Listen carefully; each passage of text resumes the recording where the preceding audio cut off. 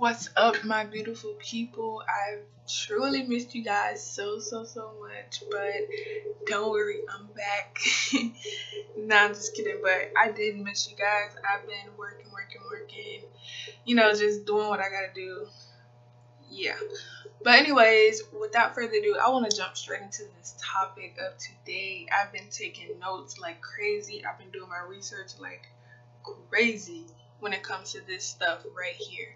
So I've been wondering, because I see this so much, and I've been wondering, well, what's the science behind this? Like, how is it really affecting us? Like, I know that it's not good for you. You black out, you do stupid things. You just pretty much, you're not yourself.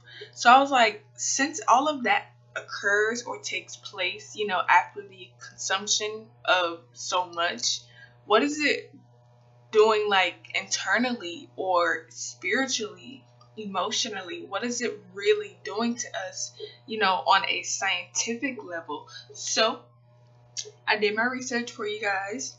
And yes, please read this. Pause it. Pause me. I need you guys to read this because we are going to jump straight into it. So, as you guys may know, the consumption of alcohol is not good, regardless. Now, some people say that wine may be good for you. A little glass, a half a glass here and there is good for you. It's calming, it's soothing. Personally, me, I want no parts of alcohol in me. So, I'm not going to do that, but that's just me. But, you can do your research. You can go do you can go get some knowledge on that and how it can benefit you. But personally, me, I don't want to put gas in my body. That's the way that I see it. Being that it is flammable, it's gas. It's toxic.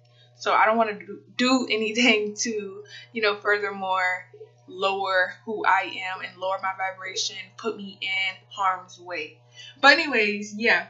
So if you are consuming alcohol on an empty stomach, I'm just going to give you guys some science behind it before I pretty much jump into it. Kind of give you like a little run through of what ifs, what about this, and just the whole nine. So just listen, guys. We might be here for a while. I'm going to try to speed it, but I do want to touch on some things. Anyways, so yeah, if you are consuming alcohol on an empty stomach, guys, there's something known as the Pylorus Sphincter, and it's going to be more open. And being that it is more open, especially when you are drinking, it's because you are lack of food or lack of drink. That's why some people say make sure you eat before you drink, or make sure you have something on your stomach before you drink, because if you don't, then the alcohol is going to be more accessible to the bloodstream at a quicker rate. It's going to be either way, but at a quicker rate. So yeah, anyways, it's this thing known as the Pylorus Sphincter, and it is going to be more open, which allows for alcohol to, like I just mentioned, enter into the bloodstream, or aka the small intestines, which does most or majority of the consumption of minerals, vitamins, all the healthy oh my goodness, why did I just go so blank? All of the healthy, benefits from foods or drinks that we need, all of that all of those wonderful things that we need to intake, that's what does all of the, internal consumption, the small intestine. So, as opposed to having food or a drink on the stomach, guys, of course, it's going to be more secreted and, slower of an intake, being that you do have something on your stomach. But if you don't, let's just say if you don't, there's going to be repercussions and problems. Either way, there's going to be, some type of withdrawal from this intake. But, being that you are, I suppose, drinking on an empty stomach, there's going to be a higher risk of faster intake, and then of course maybe worse results. But anyways, yeah, so the alcohol that actually is being absorbed through the mucosal tissues, which then leads to getting into the bloodstream. It makes its way to the liver, which the liver is one of the most important organs that we hold, because it does the fighting. So if you were to have a cold or a serious virus or something major or something toxic that you are like this consuming or having within your body, it's your liver's job to pretty much fight it off, or beat it off. And that's why the liver is so important here, because the liver actually does a majority of the consumption as regard to the small intestines, the heart, and of course the brain, which we will be going into in a second. But the alcohol is being absorbed through these tissues, which is getting into the bloodstream, which makes it way easier for the liver, to be more harmed and more, even though the liver is so big, even though it is the biggest muscle that we have, or the biggest organ that we have, and it is so powerful and so dominant, even though it has that ability to do so, it still has a limit in a sense. So I hope you guys are following me here. But there is like so much science behind this, and I am kind of like scanning over my notes and trying to get as much out as possible.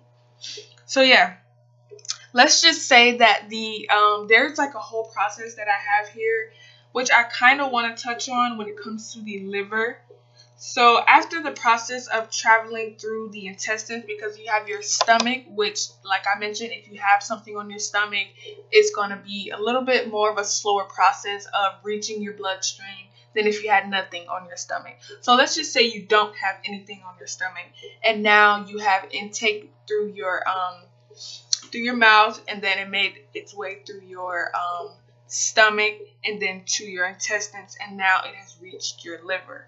So after the process of traveling through those intestines into the liver, that time, space, and almost all of the consumption will be determined whether or not the liver or the body can take on this mission of regeneration. So like I mentioned, yes, the liver can do this, can act out on fighting, but it's like it can only take so much. So it's like, how toxic is this war that I'm going to have to beat off? So the liver pretty much generates something, which I will be going into in a second, but it pretty much has to fight a fight within a fight. So it's like a lot for the liver. So it not only affects your stomach, because your stomach has tissues in it as well that consumes alcohol, not only through your bloodstream, not only through your small intestines, because your small intestines, like I said, it pulls out the minerals and the nutrients or whatever it is that we are absorbing, and then it pretty much sends off the rest to the liver. So the mass majority of the consumption is going to the liver. So how effective it is on the liver is how much you intake. So yeah. Anyway, so at the beginning of your liver, it meets the alcohol, of course, and all collides with enzymes called alcohol dehydrogenase. Dehydrogenase. I could be pronouncing that wrong, but it's a big word, and follow me here. So, not to mention the stomach contained these enzymes as well, but what these enzymes are, or what it does, is that it extracts with ethanol and converts it with something known as acetaldehyde. Acetaldehyde. I'm gonna put these words up on the screen if I can, so you guys can pretty much get a overlook on what I am trying to say. So ironically, that new substance, the acetaldehyde, which is produced by the liver because it couldn't pretty much fight what it's trying to do, it creates a new substance and it converts it into this acetaldehyde. So yeah, this new substance is even more toxic than ethanol itself, aka alcohol. Yes, it is. But luckily, the liver contains another enzyme which converts the acetaldehyde into something less deadly, known as acetate, which the body can furthermore deal with. So if you get what I'm saying here, the alcohol and the liver meets. And then once it meets, the alcohol is like, whoa, like, you know, like, what is this? I can't fight this. So your liver pretty much converts that ethanol into something even more deadly, which, follow me here. Yes, this happens. This is a process here because everything is breaking down into something to furthermore exit the body.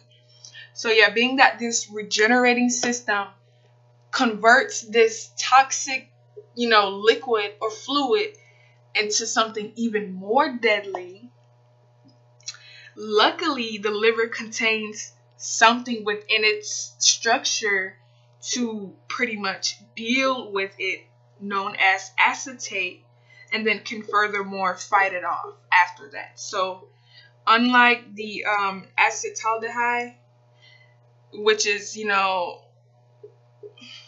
deadly and toxic,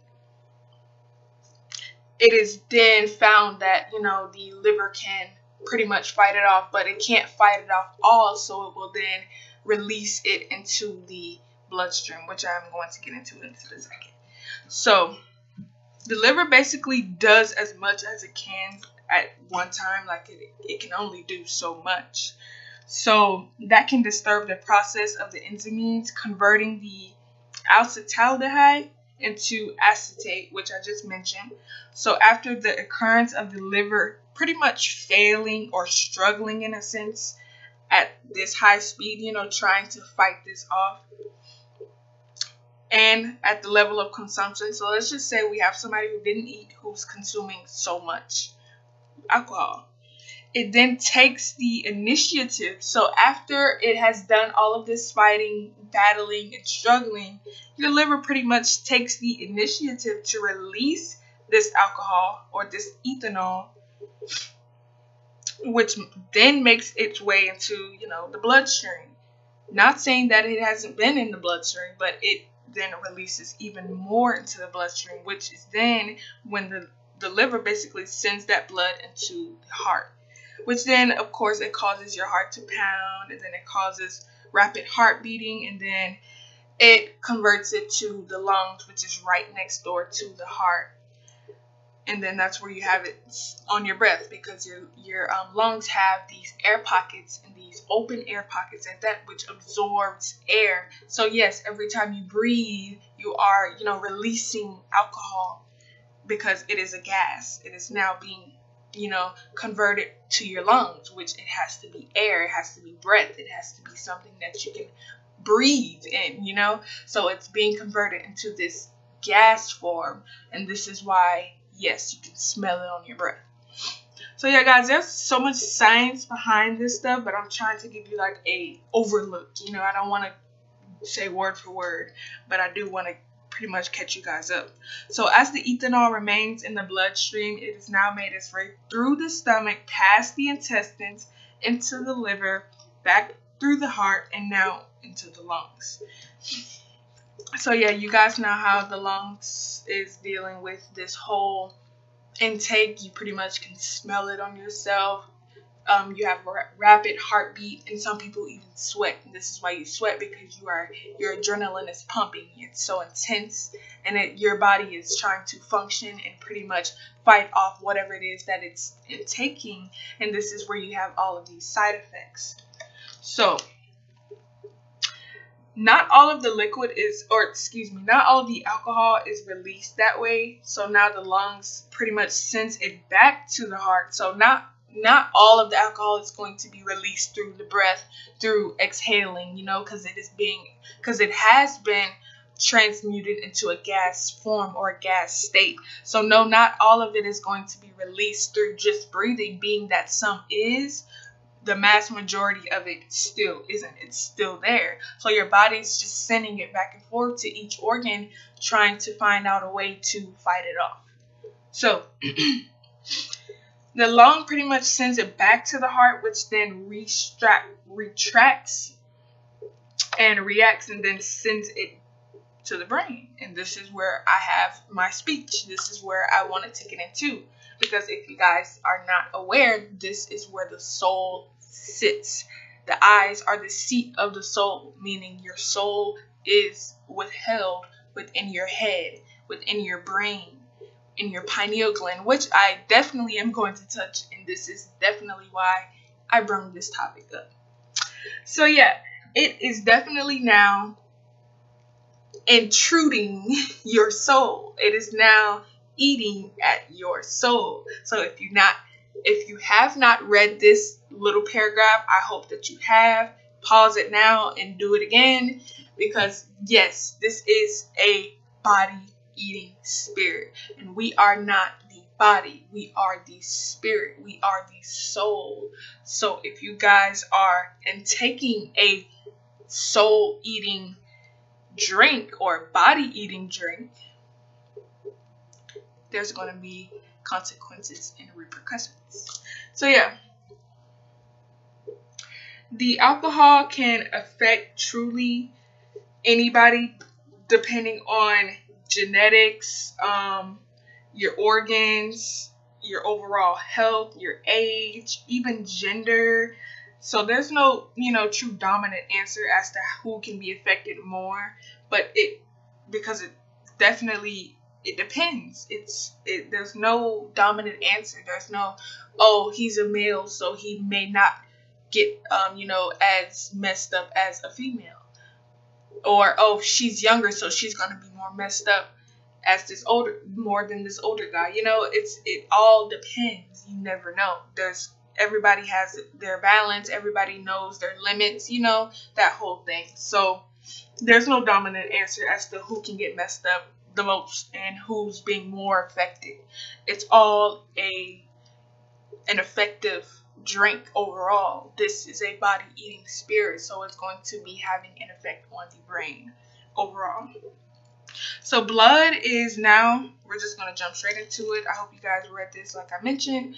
But yeah, so blood is now being transmuted into the brain, and this is where the brain has something known as gray matter, which is where these cells, I wish I had a better picture, but if you can kind of look here, wait, give me 1 second, guys, give me a split second. Okay, here we go. So yeah, I may be able to zoom in for you guys. Okay, so if you can look here, these are known as gray matter. And in these little creases, they look like dark lines or whatever. That's gray matter. And this is where the cells this is where the cells in the brain, known as neurons, are communicating with other billions of cells and are talking with the use of one another. And this whole transaction is known as neurotransmitters. So yes, your brain speaks to each other. So does your other organs. So does your heart. So does your lungs, your muscles. All of these different tissues have their own communication system, and they all have their way of going about things and, pretty much releasing things, absorbing things, that whole process. Yes, everything has a process. So by these billions of cells pretty much talking with the use of something called neurotransmitters, most of you may know what the neurotransmitters are, or the most common neurotransmitters are dopamine and, serotonin and, other things like in that nature. But there's also a couple of more that I wanted to mention, which is glutamate and gamma, which is also being affected in this process as well. So ethanol is going to affect the secretion of endorphins. So underneath all of these actions, you will be experiencing quite a few things, like pleasure, euphoria, lowered inhibition, lowered cognitive ability, the ability to react. You're going to have slower reaction time.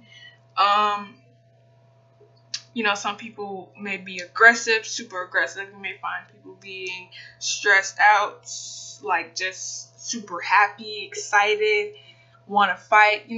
It's different for everybody. So yeah, all of these reflexes. Some of your reflexes may be lowered. Like, it's just going to be a whole lot of side effects as opposed to what it is doing internally. So yes, choice making ability is going to be condensed as well. You know, it's if not completely out of the window. You may feel euphoric. You guys know there's plenty of things that you experience if you have taken it there before. So what we have here, guys, is the hypothalamus gland, which, let me get back out of here. I just had to show you guys that. Please bear with me. So what we have here is the hypothalamus gland. And if you can follow my cursor, or if you can't see it, I'm not sure, hopefully you can.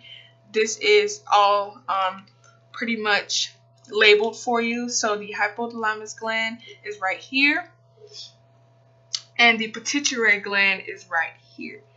So as you can see, they are fairly close to each other, which means they may have a connection, or they may be communicating with each other. In fact, they are.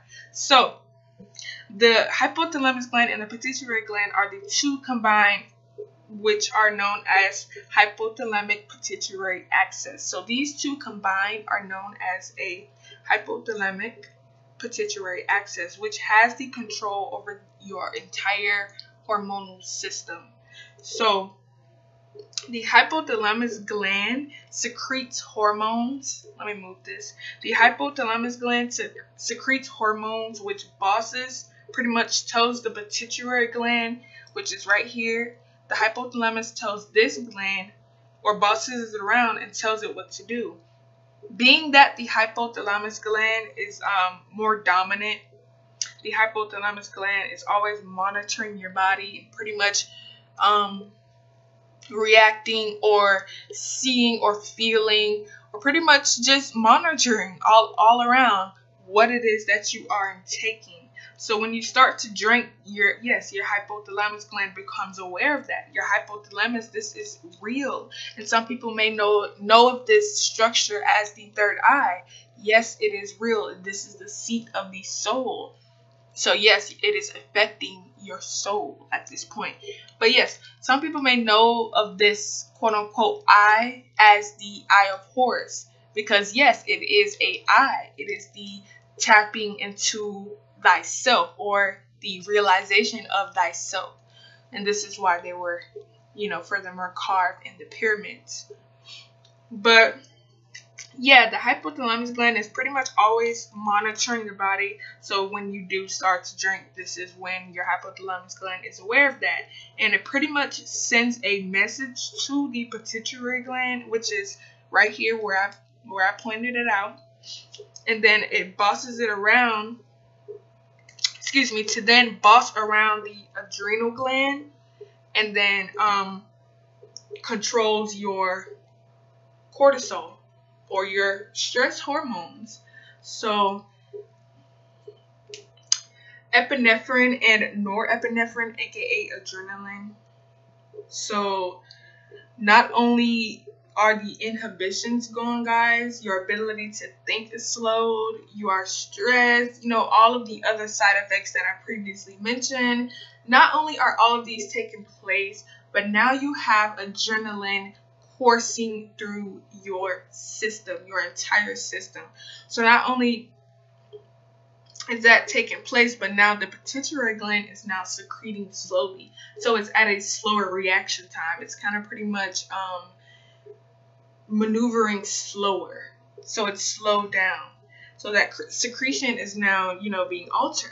So by all of this taking place, it is now having an effect on your thinking ability and your ability to process, or, pretty much think in a sense. So now everything is slowed or lowered or being affected, because it has now being like the pituitary gland and the hypothalamus gland has came in contact with this affected blood, being that the alcohol has now taken place, or, entered the bloodstream. So let me see what else I wanted to touch on before I made my way into one more thing. Give me 1 second, guys. So, as you guys may have already seen, this is a let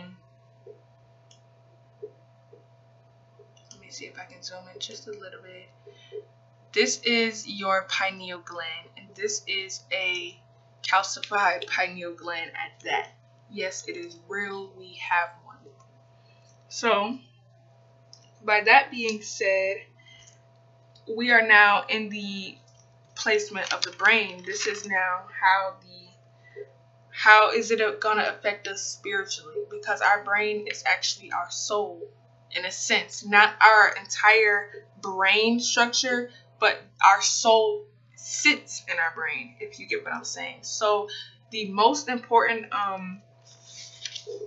part of our brain, as you guys, some of you may know, is the frontal lobe of our brain. So that's the most important area, simply because it secretes our ability to decide, to think, express language, manage higher level executives, pretty much controls our overall abilities. So our frontal lobe is why the brain is so important. That's our ability to react and, to perform. So being that our bloodstream is affected, or there's an effect on our blood flow, which signifies that the brain is being tampered with, being that the circulation of the proper blood flow supplies the brain, guys, and nutrients and oxygen. So if you have a improper blood flow or a toxic blood flow, like there's something that is abnormal to the body, it's going to furthermore secrete the ability of, the cognitive ability, the ability to think, the ability to, process things, to act upon things. So the flow of blood is so freaking important, guys.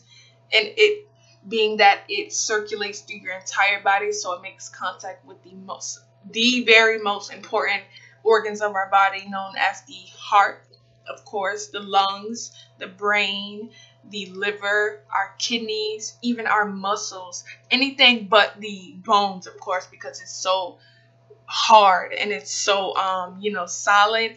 It doesn't really come in contact with it short term, but long term it could have some effect on your bones. But being that the ethanol or the alcohol pretty much takes a toll on our entire body, should tells you, pretty much how important it is to not only slow down or not intake it at all, but to pretty much see how it affects you, if that made sense.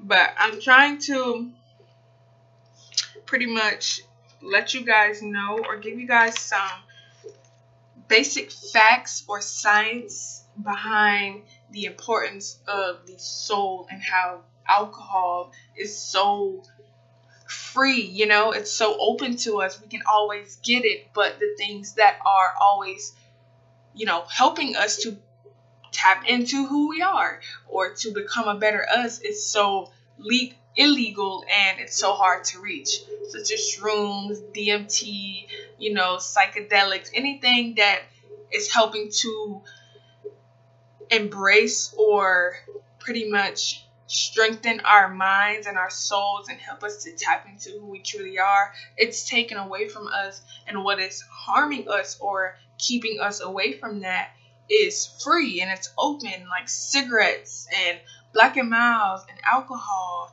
and heroin, the whole, all of the medicines and the pills that they give us at the pharmacies. It's so open and so free to us because it's so bad for us, and that's the whole gig, like that's the whole plan.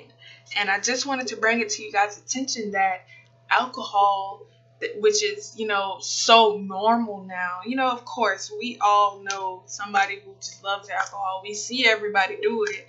Everybody needs it to party, to drink, to feel good, to vibe, even a long day after work. Like, people just rely on this drug to stimulate their minds, but it's actually hindering them from, the simple ability to think, to perform.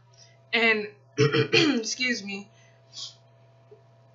it affects your cognitive functions and your, like I mentioned, like your ability to just process things overall. So you are becoming dumb, and that's what it is. It's killing you, it's eating at you, and it is harming you. It's taking away, it's killing your brain cells. Yes, it actually kills brain cells. And once a brain cell is killed or, dead, it doesn't resurface. It's not going to be regenerated. It's no longer available. So that's why it is so open for you and so easy of an access. But there's something known as alcohol dementia, which is pretty much memory failure plus problems with the language and executive skills. But alcohol is not like a regular Alzheimer's disease. It's not that type of dementia. Alcohol dementia is not necessarily that, being that if you were to stop drinking, it wouldn't become worse. In fact, you'll get better. So alcohol can be much more harmful to the abuse in a short-term span of time, to the brain and the body, compared to the overuse of alcohol excessively over a wide span of time. Being that the brain or the body is still developing, drinking so much at a younger age can be much more effective than, of course, a wide span or a wide, long-term use of alcohol. So yeah, poor balance and, paralysis, eye movement, confusion, alcoholic halitosis, all of these are long-term effects of, brain damage and how alcohol has caused those things. And if you guys don't know what alcoholic halitosis is, it's pretty much when you are hearing things that aren't really there, kind of like seeing things that aren't there, you're hearing things that aren't there. And this is the effect that alcohol can have on your brain, being that your brain has that function. It has that power to pretty much dissect and convert that ability. So yeah, alcohol is most common for brain injury. Alcohol sneaks up on us and the effects that it has. So by the time people, pretty much is like, oh, dang, being that I've been drinking 2 bottles of Henny a month after 30 years of my life, I didn't know that that's why I have the ability, or I don't have the ability to remember 10 years of my life ago. I don't have the ability to hold a proper sentence, even to construct a proper sentence, to think the way that I should be, proper function. Like, I don't have that cognitive ability anymore, and it is damaged being that I did that. And by the time people realize that, it is usually too late.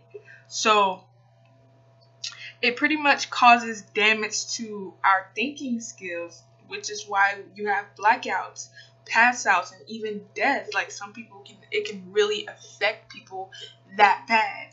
And that's why it is so free. That's why, and when I say free, I don't mean like you can just go in the store and get it. I mean free, like you're always open to get it. If you really wanted a bottle, you can go get it. Even if you got to pay somebody to go get it, or you just ask somebody to go get it. Like, it's that open to us, and they don't push it. They push it so much to where it's just like, it's so normal. It's important. It's valuable to us, and it's simply killing us, whether it be long-term or short-term.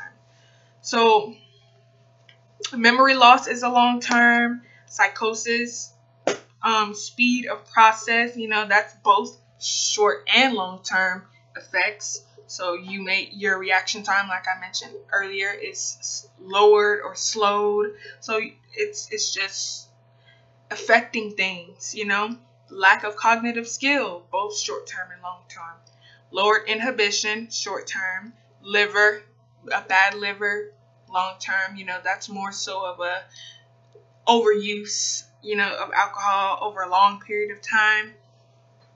And then cholopathy, which is an affected liver. But yeah, the frontal lobes of our brain is so important, and it has that ability to secrete anything, our thinking, our decisions, our language, and being that it affects the blood flow, which pretty much secretes and coats the brain, it causes problems to those abilities, those natural abilities that you should be possessing out there. But being that you are inflicting these bad things on you, you are then hindering that.